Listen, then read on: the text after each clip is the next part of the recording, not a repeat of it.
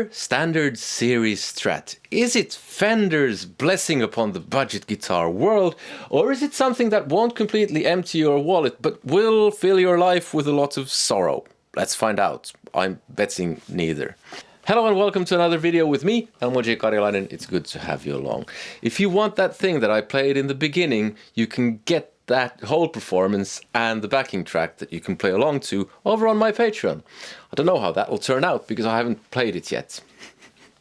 Yes, the Fender Standard Series Strat. Fender's entry-level guitar, so it's the next step up from a Squire. It's made in Indonesia. Interesting choice. Helps bring down costs, I guess. Made of poplar. Nothing inherently wrong with that. Maple. Nut width, it's 42.86 millimeters, so slightly wider than normal. The nut is made of micarta.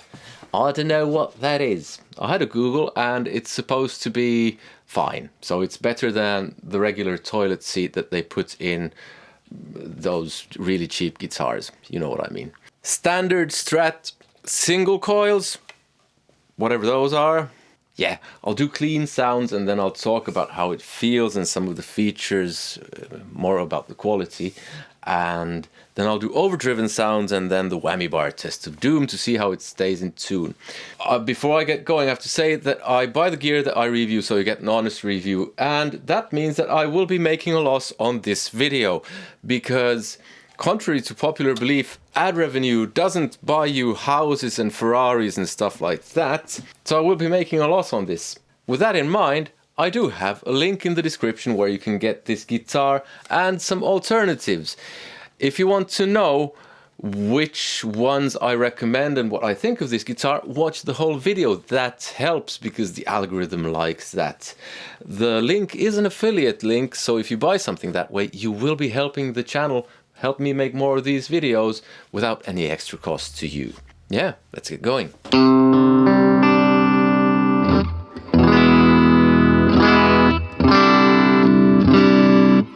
I was in tune when I bought it. So with the Roland Cube clean sounds, I have a bit of reverb going there.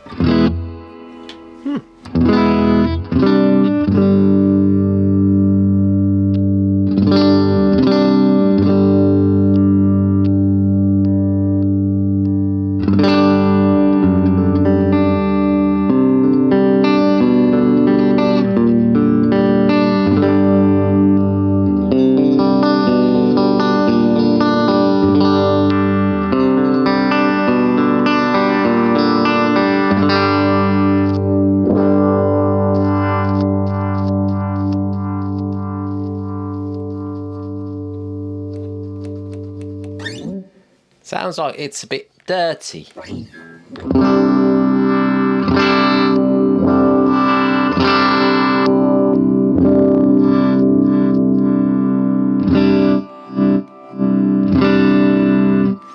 So that tone pot is wired there. I like it that way. You can go Jeff Becky that way.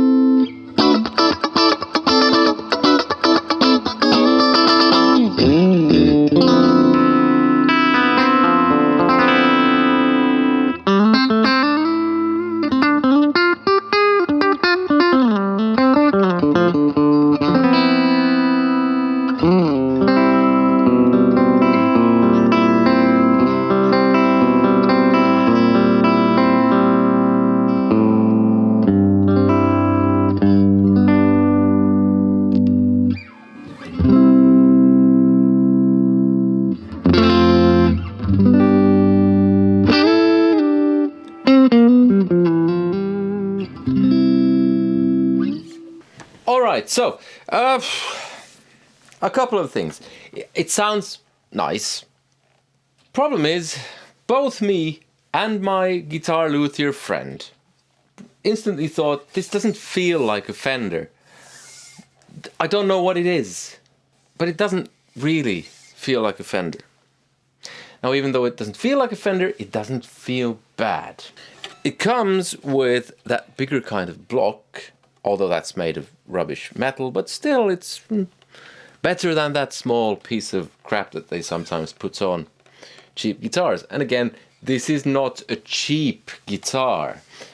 Tuners look nice. I didn't change the strings. That would be the first port of call.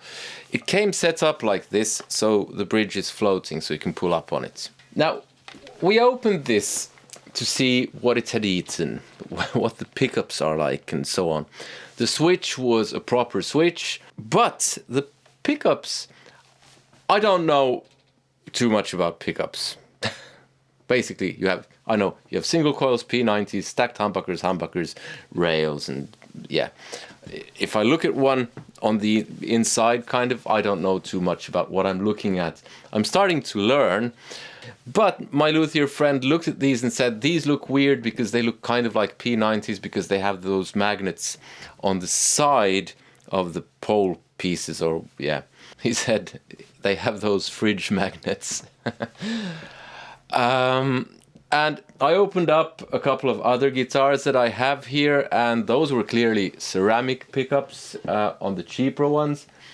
A slightly more expensive one, which is just 400, a Squier Affinity, had pickups that looked like this, that looked like single coils.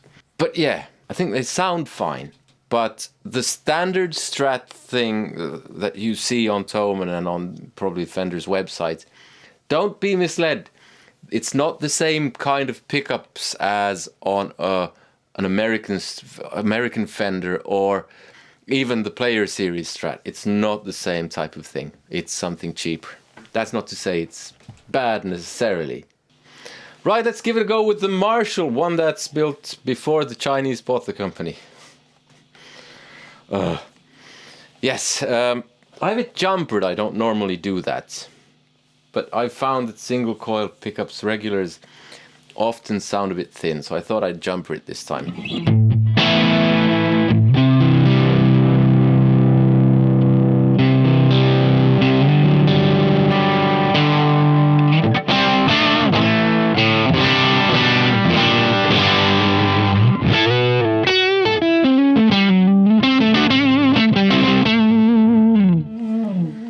I will blend the channels kind of so that I remove the normal channel. I use the high treble channel usually, so you will get my regular type of sound.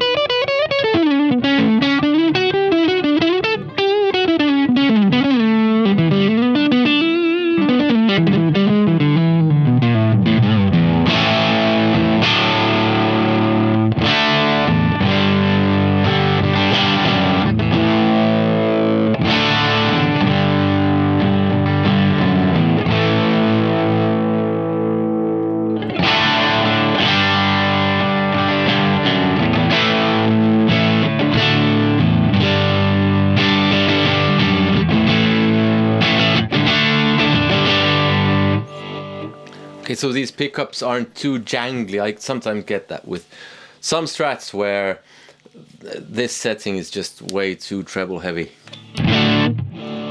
Don't think it is now.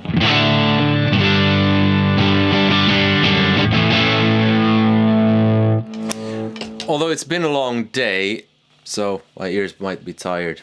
And coincidentally, that's how this song starts. Been a long day.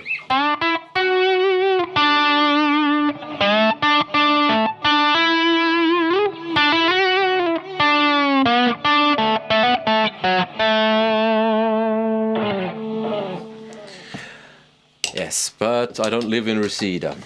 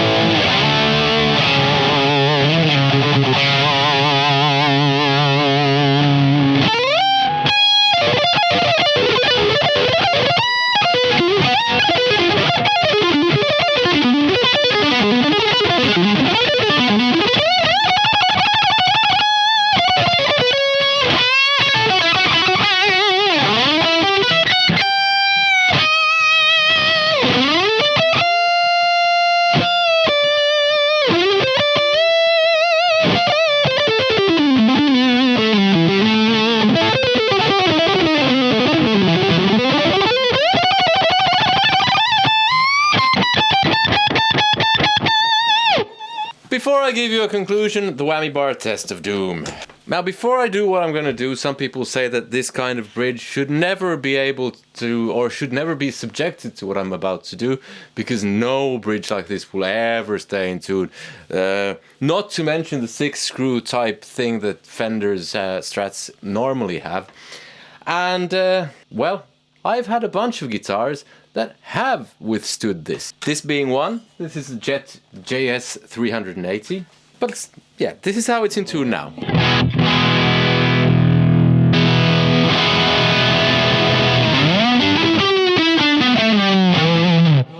I already did moderate, so let's just go to the crazy stuff.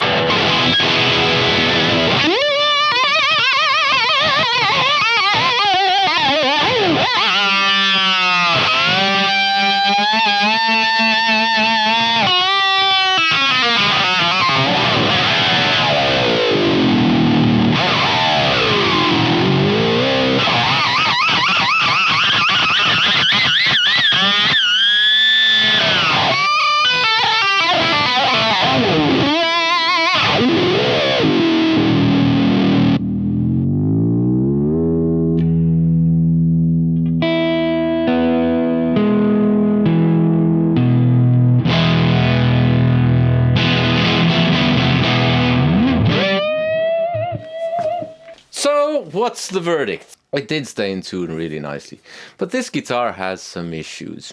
This guitar is one of those issues. It's a Squier Classic Vibe. It costs over 200 euros less than this Fender.